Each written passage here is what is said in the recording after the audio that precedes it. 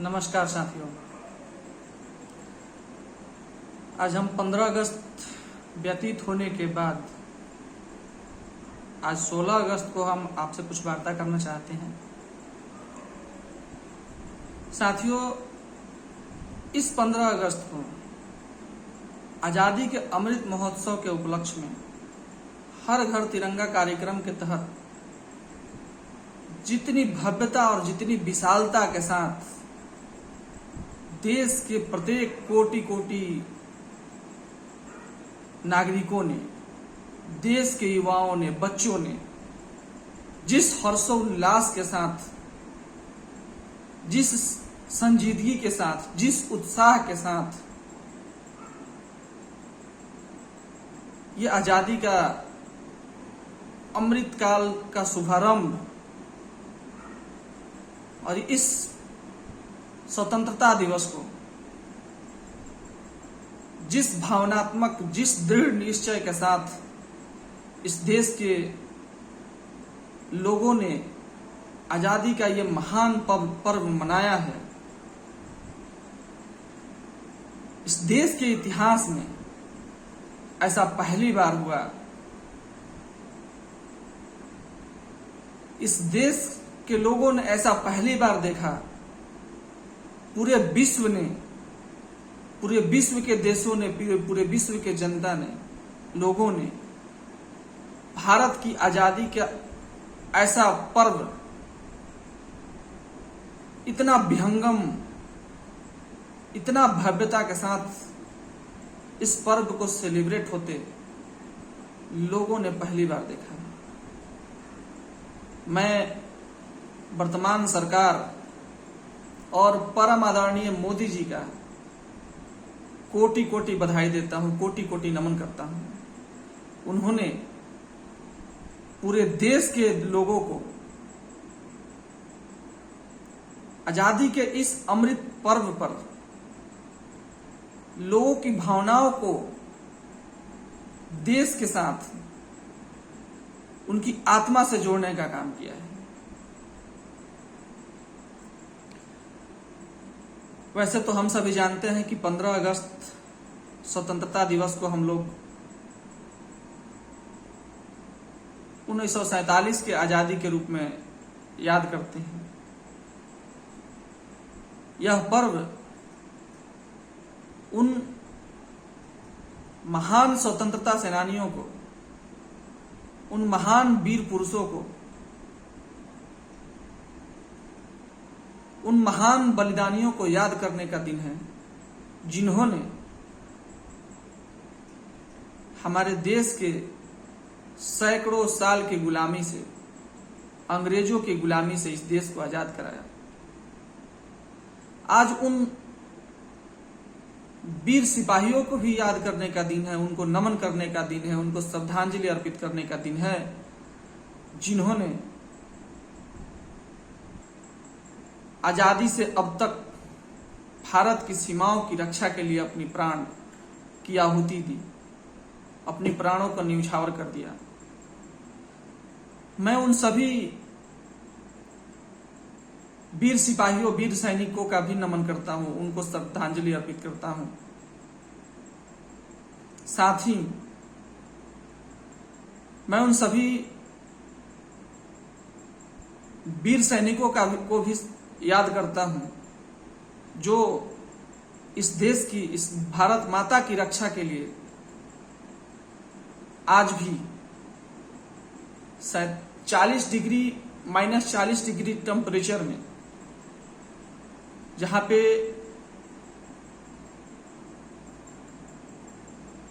सामान्य इंसान के लिए रहना मुश्किल हो जाता है, ठंड के मारे शरीर की नसें जाम हो जाती हैं, उस -40-45 डिग्री सेल्सियस में हमारे देश की सीमाओं की सुरक्षा के लिए सियाचिन और ग्लेशियर जैसे पर्वत, पहाड़ों, पठारों पर अपनी ड्यूटी पर तैनात हैं। राजस्थान जैसे रेगिस्तान में 50 डिग्री टेम्परेचर में भी, जहां पे बालू जो रेगिस्तान का होता है, वहां पर पापड़ ऐसे रख देने पे पापड़ बन जाता है, खाने लायक हो जाता है, पापड़ भुना जाता है। वैसे ही गर्मियों में, वैसी तपती गर्मियों में, प्रचंड धूप में हमारे देश की सीमाओं की रक्षा करते हैं। मैं आज 15 अगस्त के व्यतीत होने के बाद, 15 अगस्त बीत जाने के बाद, मैं उन सभी सिपाहियों को, मैं उन सभी वीर सैनिकों को तहे दिल से सैल्यूट करता हूं।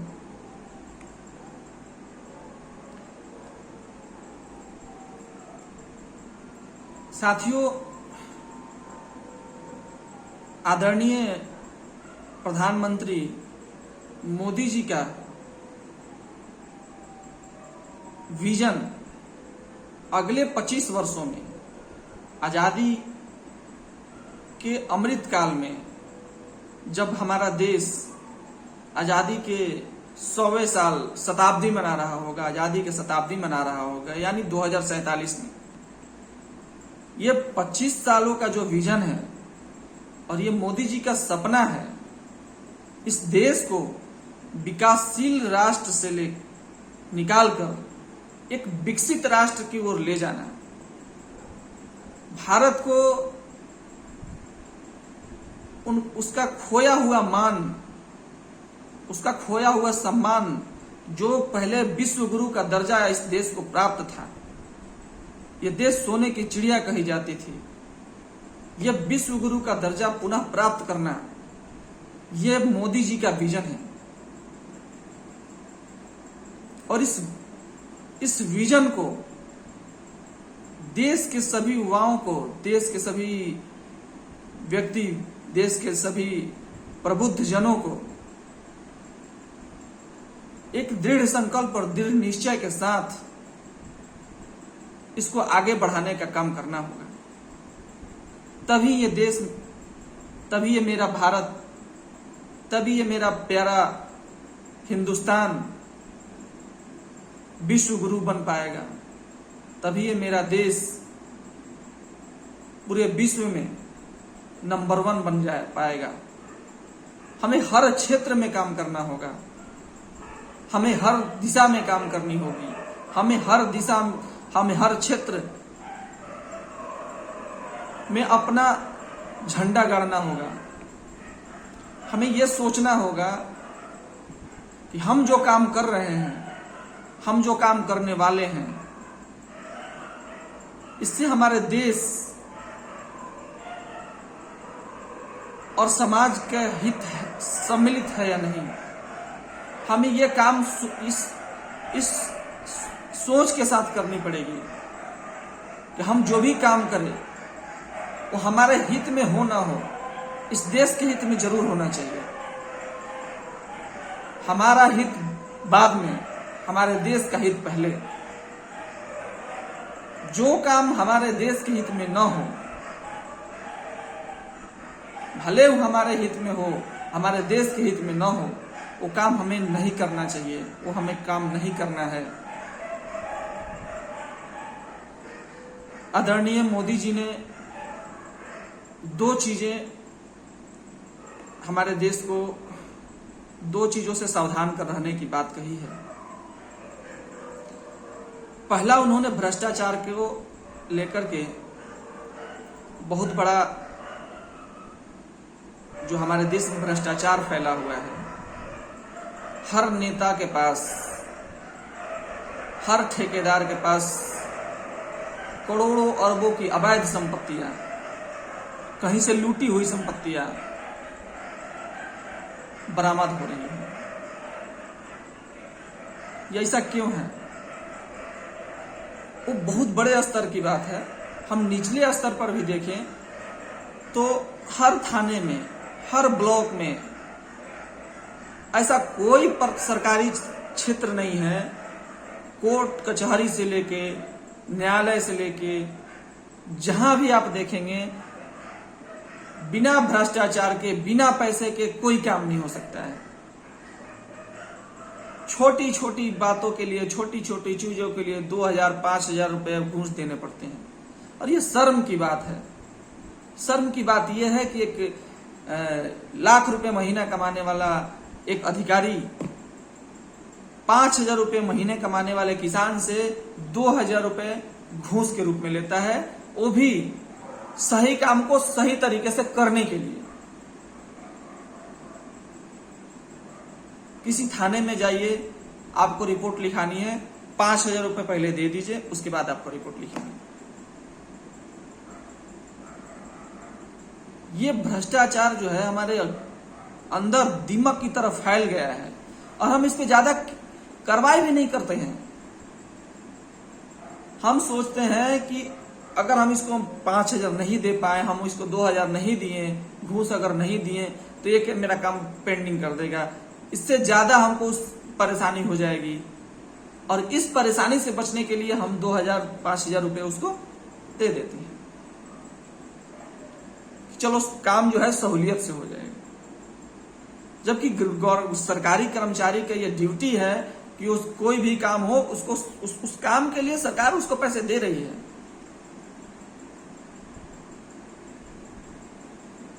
जो रोड बनते हैं, जो सड़क बनती है, पुल बनते हैं, नाले बनते हैं, उसमें इतनी भ्रष्टाचार है। जिस नाले जिस पुल को 100 साल चलना चाहिए वो 2 साल 3 साल 5 साल में टूट के खत्म हो जाता है और लोगों को परेशानियां झेलनी पड़ती हैं। दूसरा, मोदी जी ने एक बात कही, परिवारवाद और वंशवाद से छुटकारा।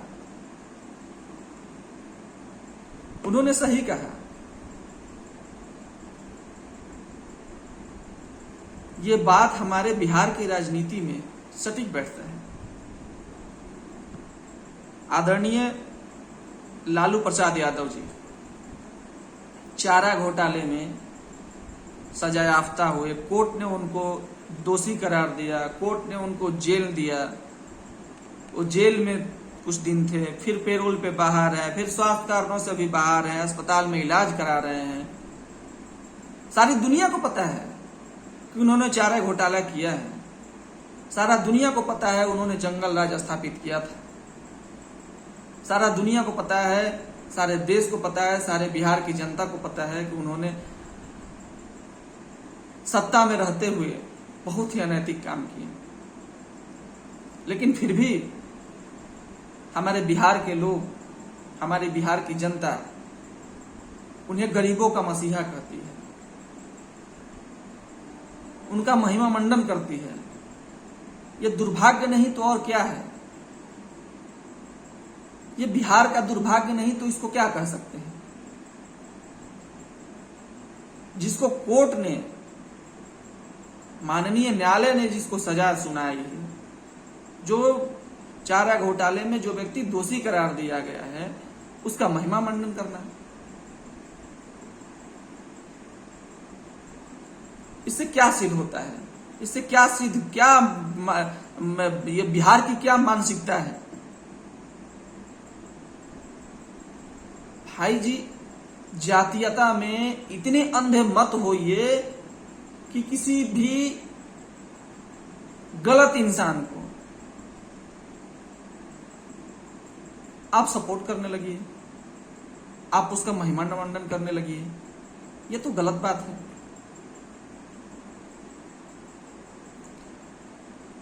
देश हमारा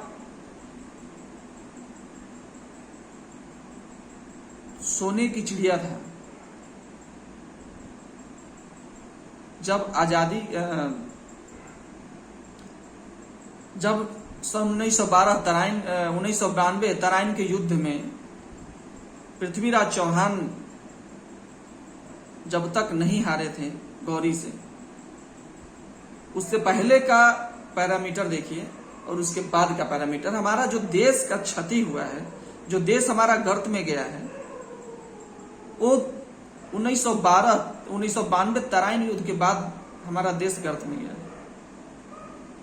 उसके पहले पूरे विश्व की जीडीपी में हमारे भारत देश का योगदान 36% का था। आज हमारे जीडीपी, पूरे विश्व में हमारी जीडीपी 2 से 2%, 3% पर अटकी हुई है। हमारा देश ऐसे ही सोने की चिड़िया नहीं कही जाती है। हमारा देश धन धान खनिज संपदा से परिपूर्ण था, लेकिन कहा जाता है सिकंदर के समय भी, जब सिकंदर ने भारत पूरे विश्व पर राज्य स्थापित करने के लिए अपने मैसेडोनिया यूनान से चला, अंत में जब भारत की सीमाएं तक्षशिला, उसके बाद सिंध, उसके बाद मगध का साम्राज्य था, तो सबसे पहले उस सिकंदर ने तक्षशिला पे आक्रमण किया। वहां के राजा आम्बिक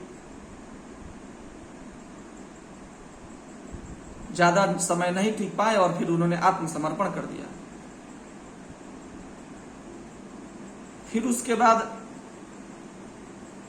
राजा आम्बिक आपके आत्मसमर्पण के बाद आम्बिक ने ही आगे राजा पोरुस, जो सिंध के राजा थे, उन पे आक्रमण करने के लिए उन्होंने राजा आम्बिक की सारी गुप्त सूचनाएं अपने देश, पड़ोसी मुल्क से दगा, पड़ोसी राजा से दगा करके, अपने देश से दगा करके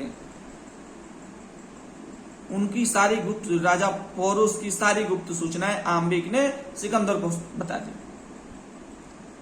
और यही कारण था कि राजा पोरुस जो थे सिकंदर की सेना से हारे। सिकंदर की सेना के आगे राजा पोरुस कभी नहीं हारते। लेकिन वो आम्बिक के देशद्रोह के कारण, आम्बिक के गुप्त सूचनाओं को सिकंदर तक पहुंचाने के कारण उनकी हार हुई। फिर भी वो इतनी बहादुरी से लड़े कि सिकंदर ने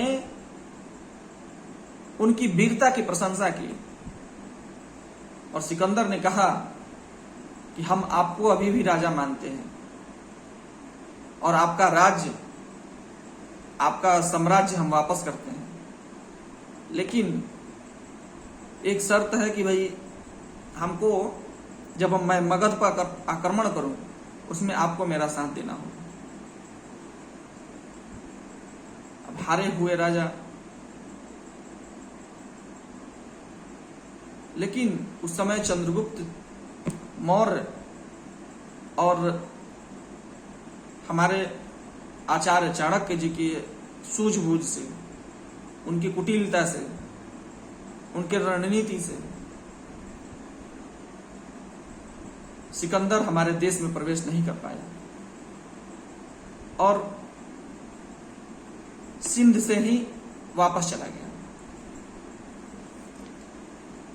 लेकिन देश को यह सोचना होगा, अभी भी हमारे देश में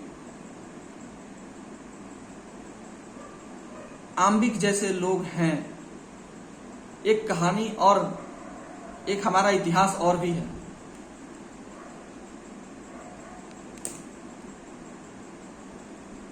मोहम्मद गौरी ने, हम लोग इतिहास पढ़े होंगे, सभी ने, लगभग सभी को जानकारी हो कि मोहम्मद गौरी ने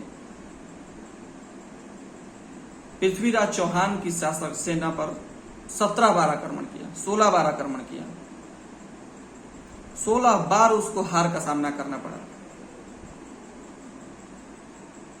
और उस समय इतनी हमारे देश की इतनी सोच थी, हमारे उस समय जो पृथ्वीराज चौहान थे, राजा पृथ्वीराज चौहान, उनकी ये सोच थी कि ये सिकंदर, ये मोहम्मद गौरी हमें 7 जन्मों, क्या 70 जन्मों में हमें नहीं हरा सकता है। चूंकि क्या बात ये थी कि जब गौरी की सेना आक्रमण करती थी, सिकंदर, पृथ्वीराज चौहान और जयचंद पड़ोसी राजा थे और दोनों राजाओं की सेना मिल करके और गौरी को मारते थे, गौरी से युद्ध करते थे, गौरी की सेनाओं पर टूट पड़ते थे और गौरी को हमेशा हार का सामना करना पड़ता था। लेकिन फिर वही हुआ,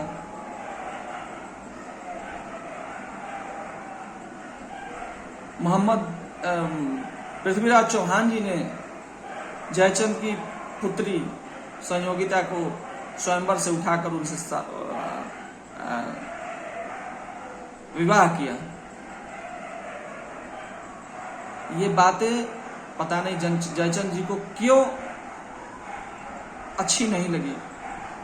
उन्होंने निश्चय किया कि हम पृथ्वीराज चौहान जी की सारी सत्ता का तहस नहस कर देंगे, और जयचंद गौरी से जाकर मिल गए।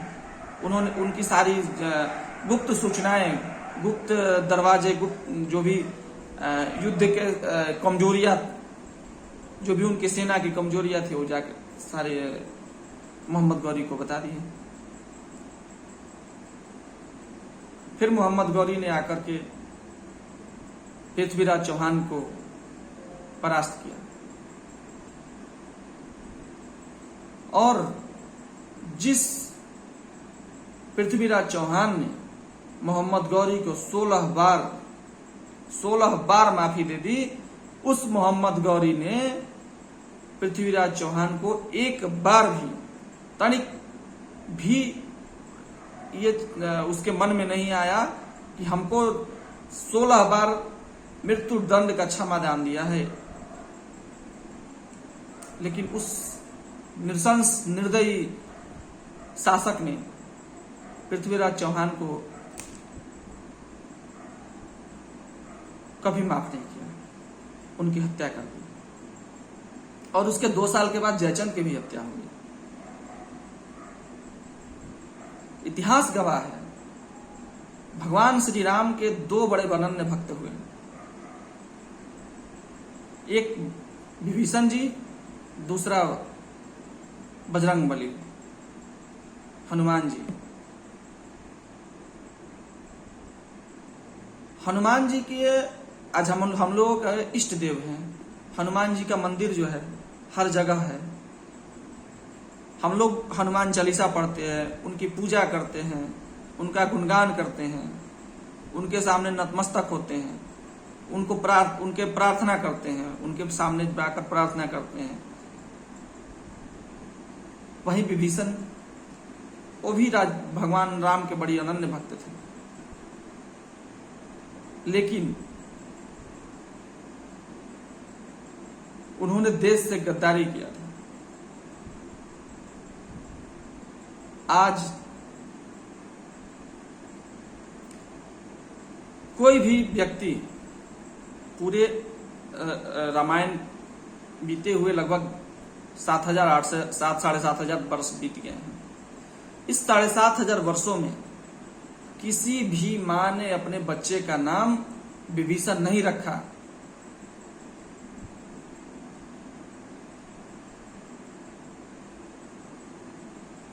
इससे एक सबक मिलता है, इससे एक उदाहरण मिलती है कि हमें देश से गद्दारी कभी नहीं करनी चाहिए। देश से गद्दारी करने वालों का जगह इस धरती पर तो क्या, नरक में भी नहीं मिलती है। चाहे आप कितना भी बड़ा भक्त हो भगवान के, लेकिन अगर आप देश से गद्दारी किए हैं, देश से गद्दारी कर रहे हैं, अपने राज्य से गद्दारी कर रहे हैं, तो आपका स्थान नरक में भी नहीं है।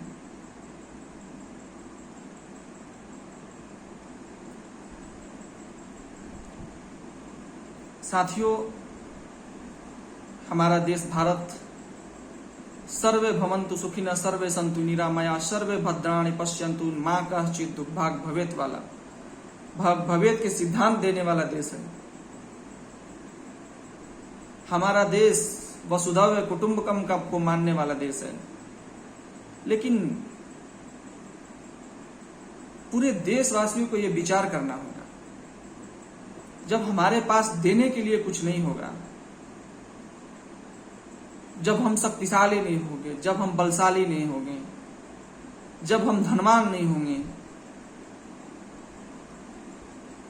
तो ये सिद्धांत एक कोरी कल्पना रह जाएगी। एक कवि ने कहा था कि क्षमा शोभती उस भुजंग को जिसके पास गरल हो, उसका क्या जो दंतहीन विसरित विनीत सरल हो। यानी क्षमा उस सर्प को शोभती है जिसके पास विष हो। वो क्षमा करता है तो उसका कोई मायने होता है, उसको लोग पूजते हैं। क्षमा शोभती उस भुजंग को, उसको शोभा हो, उसको शोभित होता है, शोभा देता है उसको, जिसके पास क्षमता हो कि हम उसको समाप्त कर सकते हैं, समाप्त कर देंगे। वो अगर क्षमा करता है तो उसका मायने होता है। और जिसके पास कुछ है ही नहीं क्षमा करने के लिए, कुछ करने के लिए है नहीं, उसके पास क्षमा शब्द का कोई मतलब ही नहीं है। इसीलिए कवि ने कहा था, क्षमा शोभती उस भुजंग को जिसके पास गरल हो। और उसको क्या, जो दंतहीन विसरहित विनीत सरल हो, उसको क्या। जो पानी वाला सांप होता है उसको लोग पोंछ पकड़ के घुमाते हैं, क्योंकि जानते हैं लोग उसके पास दांत नहीं है, काट तो सकता है, उसके पास जहर नहीं है।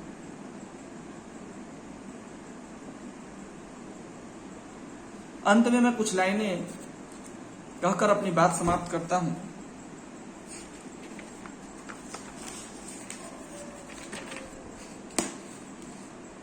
मैं सभी देशवासियों का आह्वान करता हूं इस कविता के साथ।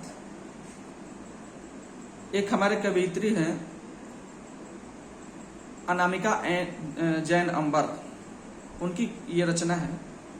मैं यह रचना का श्रेय अपने नहीं लूंगा, ये उनकी रचना है। विश्व गुरु विश्वेश बनाना अपनी जिम्मेदारी है, विश्व गुरु विश्वेश बनाना अपनी जिम्मेदारी है। यह सुंदर परिवेश बनाना अपनी जिम्मेदारी है, यह सुंदर परिवेश बनाना अपनी जिम्मेदारी है। आजादी के दीवानों ने जिसका सपना देखा है, आजादी के दीवानों ने जिसका सपना देखा था, वह सपनों का देश बनाना अपनी जिम्मेदारी है, वह सपनों का देश बनाना अपनी जिम्मेदारी है। जय हिंद दोस्तों, भारत माता की जय।